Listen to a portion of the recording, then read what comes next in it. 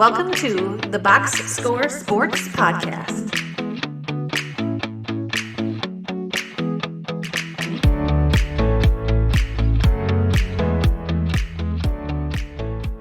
You ready to move on to our next headline?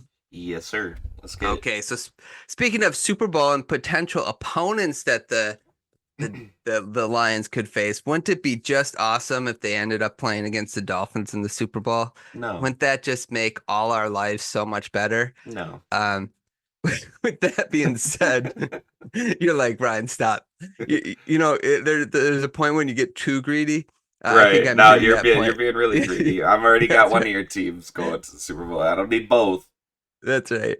Let's see. The Dolphins beat the Cowboys 22-20. That was sort of like the before last night's game. It was like the Right. game of the week because Yeah, of it the was. records. That was a good game.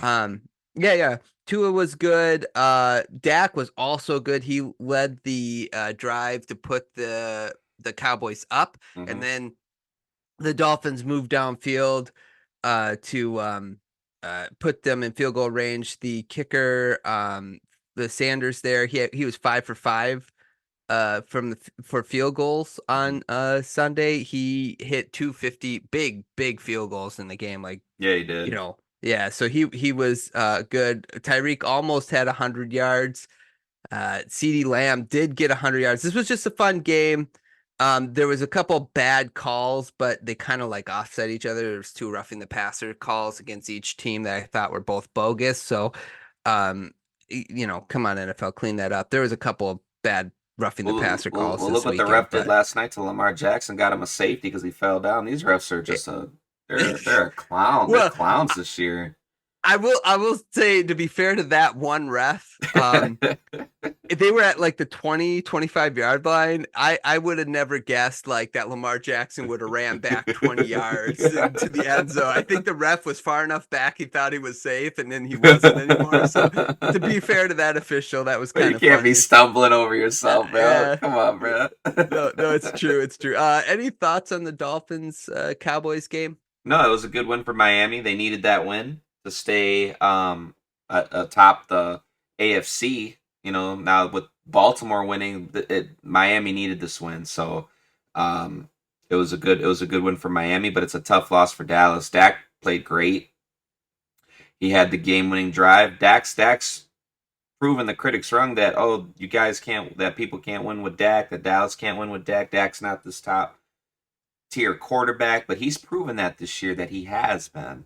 It's just the defense has been letting this team down, and the defense can't give up. But honestly, too, though, they left too much time for Miami. They left 2 minutes left when they scored that touchdown, so you can't. I mean, you gotta keep milking that clock, and I know they needed a touchdown, but you try and keep milking that clock down. You don't want to give the other team, the opposing team, any time. Even 30 seconds is a lot. Is a lot too much time, to go down. Especially if the other team only needed a field goal, which Miami only needed. So you can't give that much time up. But as a defense, as Marcus Parsons has been the biggest, Dallas Cowboy defender this whole year, you got to step up in crunch time, bro. And like it was a terrible flag, but like you said, it offsetted each other. But you can't allow that, bro. You can't, like, if you're trying to be a lockdown defense, and I know they don't have Diggs, as another corner, but they got Gilmore there. I think Dallas got a really good defense. It surprises me how much they give up in these games. Like, I'm just appalled. I'm baffled, because it's like, I think Micah Parsons might be arguably one of the greatest defensive players there is since Lawrence Taylor. That's what everybody's saying, but I'm not seeing that. I'm not seeing those clutch Dallas Cowboys defensive stops to help win them games. I'm not seeing that this year. Yeah, Parsons got to Tua. I think that's was one of the roughing the passers that I was talking about, where it's like that was not a good call, to be fair to Parsons. It wasn't. No, it was an awful call. So just to reiterate the last drive, they had 3 minutes and 27 seconds left on the last drive when they got the ball Miami did? back. Yeah. Oh my And they goodness. played like their 4 minute offense, and I thought they did really well with that 4 minute offense. The concern, if you are Miami, is that you only got a lot of field goals and not enough touchdowns in this game.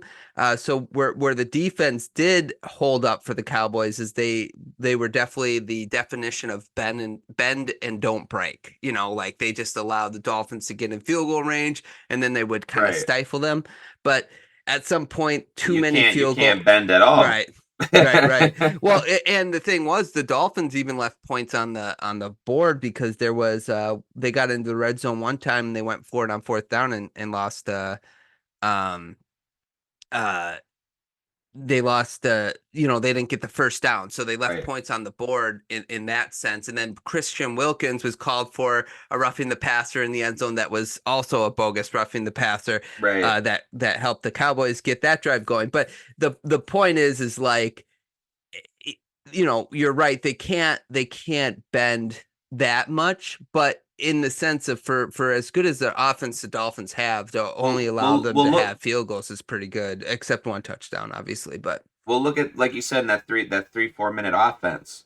yeah, You saw Miami wasted all those 3 minutes. yeah, they did good. Yeah, I don't remember how many timeouts the Cowboys had. They had the 2 minute warning. I don't know how many timeouts they had left in those 3 minutes. Did they have three? Did they have all their timeouts? I'll I'll If try they to had, if find out. I can't remember, Yeah, honestly. I don't remember either. But regardless, Miami played that beautifully at the end. Hmm. Dallas didn't.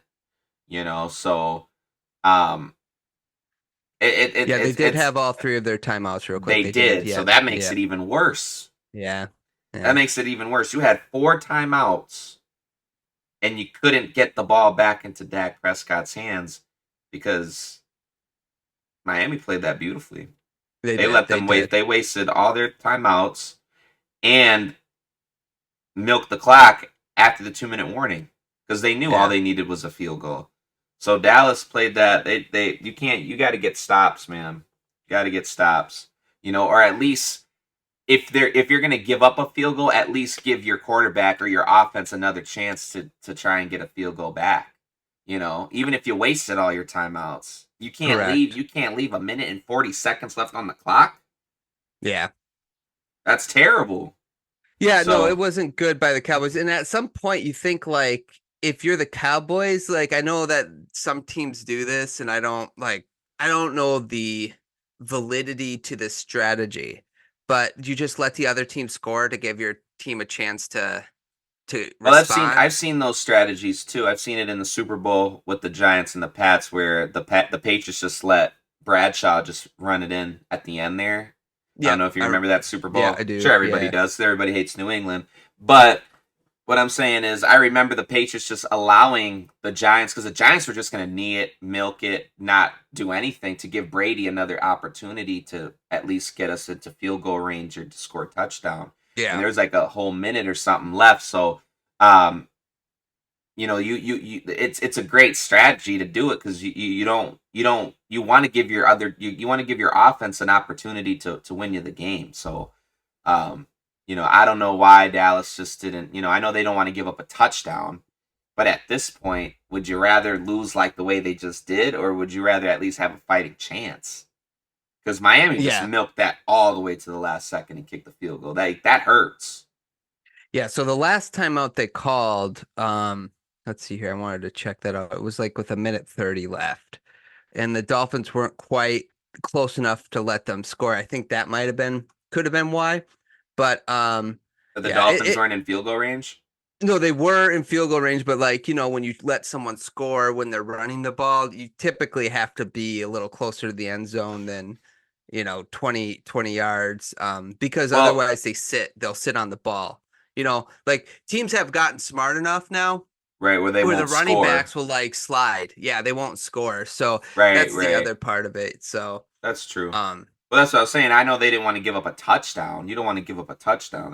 That's more points, and because then your team has to go down and score a touchdown to win the game. Well, that's what they would have had to do, though. So I don't know if that's, Right. Like I said, I don't know Miami the just played it validity. perfectly. Yeah, they did. So, let's Gotta get you wanna stops. hit that comment real quick? Yeah. Eric said Miami finally beat a team with a winning record. Yeah. It was funny. Our friends in our group chat was calling it the fraud ball. The fraud. Yeah. Yeah, because neither one of these teams. Yes, Eric, that is awesome How do you that they feel won. about that, Eric or Ryan? About it being the I, fraud bowl? I just think the NFL's so wild this year. How can we call any game a fraud ball? I don't know. It's just The I mediocre get. bowl. Yeah, The it's one of mediocre those. league. Yeah, The so this. MFL. Yeah, it's hard because like people will kind of like make fun of teams who beat teams that are like below 500. And it's Yeah. like, well, do you realize like part of the reason why that team is under 500 is because that the team you're talking about beat them too. Like if they're 7-8 instead of 8-7, one of those losses came from the team that you're saying like, oh, can't beat a winning team. But the problem with Miami right now is like, well, not anymore, but really the problem was up to this point, they just didn't beat a team at all this year with a winning record. And so getting that win in Dallas is huge for them to kind of I think it's a good confidence booster for them to be like, yeah, we can Yeah, beat sure. these teams, we can hang with these teams. I So mean, I think Miami got the second seed locked, so they're gonna be at home wild card divisional round all the way unless they meet the Ravens in the AFC Championship game. But Miami got the second seed on lock because you got Kansas City 9-6. The Jaguars look yeah, like they're but getting bounced. do you know the next two opponents for Miami? The Ravens and the Bills. And what is hilarious is next week they could beat the Ravens, be at the number 1 seed, and then I think they would win the AFC East. But if they lose to the Ravens and the Bills win, the Bills and Dolphins are playing for the AFC East that last week. Really? So, yes. So that means that Who does Buffalo have next week? Buffalo, let's check that out. Oh, they got the Patriots. Yeah. Oh my goodness. So you guys better be Baltimore. Yeah, the funny thing about this is the Dolphins can end up the number 1 seed, they can end up the number 2 seed, or they can fall all the way down to 5. So that's what we're looking at right now. And Buffalo could be the number 2 seed? 2 well, yeah, because they beat the Chiefs. So I think they could be the number 2 seed. Yeah. Isn't that crazy? Wow. Yeah, that's where Buffalo we're at right was now. the 11th seed not too long ago. I know. See, that's what I'm talking about. This is just... I hear you, man. I agree 100% with you on this NFL season. It's just crazy to me. So weird. So crazy. Anything else about either one of these teams? What do you think the ceiling is for the Cowboys? Do you think they still have a shot to get to the Super Bowl? I don't. Okay. I think Dallas is done. They had their opportunity when they beat Philly. I was like, wow. And we talked about it that week when they beat the Philadelphia Eagles and they stomped them. I was like, wow, Dallas might be for real. And then they just get smoked the next week. I was just like, man, like it's frustrating, man, because I'm not a Cowboys backer or a Cowboys fan or anything, but seeing Stephen A. Smith clown the Cowboys, I kind of want the Cowboys sometimes to do good just so that I can see Stephen A. Smith's face, just to see him, just to be like, because it's funny, that's the only reason why I root for sometimes I root for the Cowboys' success, just to see Stephen A. Smith's face. But it's like, man, Stephen A. Smith's always right, man. No, you're right. Yeah. You can't lose to Buffalo and then lose to Miami, bro. Like, you can't get smacked like that by Buffalo after you just stomped. But see, if you watch the other show, Undisputed, Skip Bayless, I don't watch either one of those shows anymore, but if you do watch that one, you want the Cowboys to lose just to see Skip Bayless's reaction. I can't stand Skip Bayless. But it's funny though. Yeah, it's so funny. Okay, man, let's go. You ready to move on to our quick hits? Yeah. Let's go to our quick hits. Thanks so much for watching this clip of the Box Score Sports Podcast. I hope you guys enjoyed. If you haven't yet, please subscribe to our channel. Follow us on Instagram and Twitter or X. And we'll talk to you guys real soon. See ya.